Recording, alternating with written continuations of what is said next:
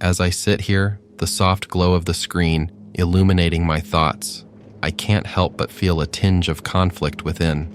She's asleep now, her breaths even and calm, a stark contrast to the turmoil that's been brewing inside me.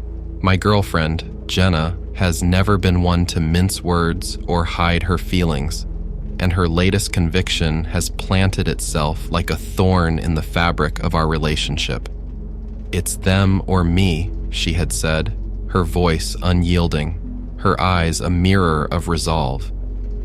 I remember how it all began, with the harmless pings of my phone signaling the boys were making plans. Our group chat, a digital man cave, was a constant stream of jokes, memes, and the occasional plan to meet up. It was one of those rare weekends where everyone could actually make it. Mark had just gotten back from his stint abroad, and it felt like a reunion was not only warranted, but necessary. Jenna had never been fond of my friends, a sentiment born from one too many late nights and my perhaps too enthusiastic recounts of past shenanigans.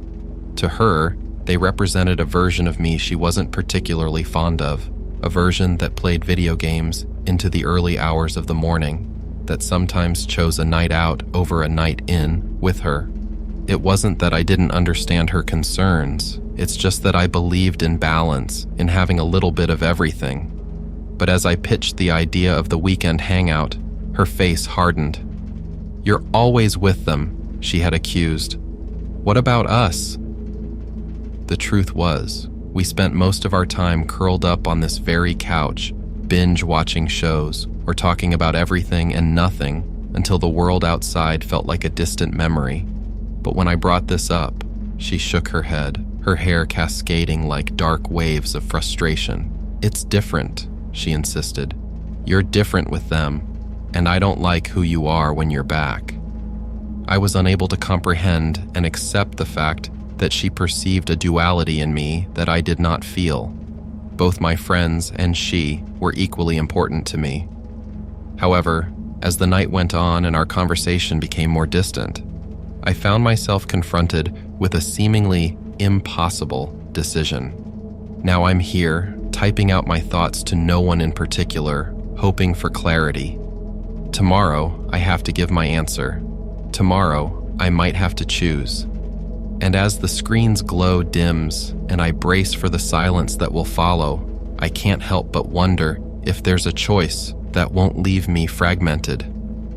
In the quiet of the pre-dawn hours, I decide to take a walk, the crisp air biting at my cheeks as I try to clear my mind. The empty streets seem to echo the emptiness I feel at the thought of losing either Jenna or my friends. Each step feels like I'm walking a tightrope between two futures, each with its own set of joys and regrets. As I meander aimlessly, I think of Jenna and her unwavering stance.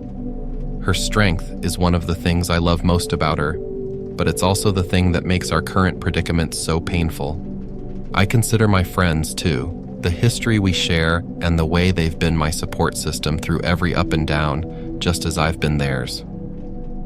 The first hints of dawn brush the horizon as I find myself at the park where I first met Jenna. The bench we shared is empty, and I sit, hoping for some poetic insight to come from this significant spot. But life isn't a novel, and the answers don't come easily. As the sun begins to rise, painting the sky in shades of hope, a thought starts to form. Maybe this isn't about choosing at all. Perhaps it's about finding a new balance, one where I don't feel torn in two. The question remains, however, how do I begin this conversation with Jenna? How do I ensure my friends understand? The story of us isn't finished, not mine and Jenna's, not mine and my friends. As the park fills with the morning joggers and the world wakes up, I stand up from the bench with a resolve to find a middle path. With no clear answer in sight, I start my walk back home, the new day's light guiding my steps. As I tread the path back to my house, the burden of indecision hangs oppressively on me. I'm aware that reaching a compromise will be challenging and will call for clear and honest discourse with both Jenna and my friends. But the alternative, choosing one over the other feels much more daunting. When I arrive home, Jenna is awake, sitting on the couch with a cup of coffee in her hands. Her eyes meet mine, searching for answers in the depths of my own. I take a deep breath and join her on the couch, trying to gather my thoughts. "Jenna," I begin, my voice steady but filled with sincerity. "I've been doing a lot of thinking, and I realize that I don't want to lose you or my friends. You're equally important to me, and I don't believe I have to choose between you." She looks surprised but cautiously hopeful, her gaze softening. "Are you sure?" "Yes," I reply firmly. "I am sure that you and my friends represent different but equally important aspects of my life. But I also acknowledge that I have to find a better balance. The conversation that follows isn't easy. There are tears, there are raised voices, but there are also moments of understanding, moments where I see the love we share weathering the storm. I tell her about my intentions to strive for a balance, reassuring her that our relationship is of paramount importance, while also explaining that my friends are an integral part of my identity. In the end, there are no solutions, no promises, only a pledge from both of us to try and make it work, to communicate and understand each other better. When I later bring this up with my friends, they too show support, acknowledging that their incessant demands for my time might have been overbearing. As the day comes to a close, I sit on that same couch, staring at the now silent screen. Outside, the world sleeps, unknowing of the turmoil that has since settled into an uneasy calm inside me. The choice, the dreaded choice, remains unmade, postponed for the construct of a balance yet to be discovered. The thought lingers, its remnants resonating in my mind. Have I achieved anything?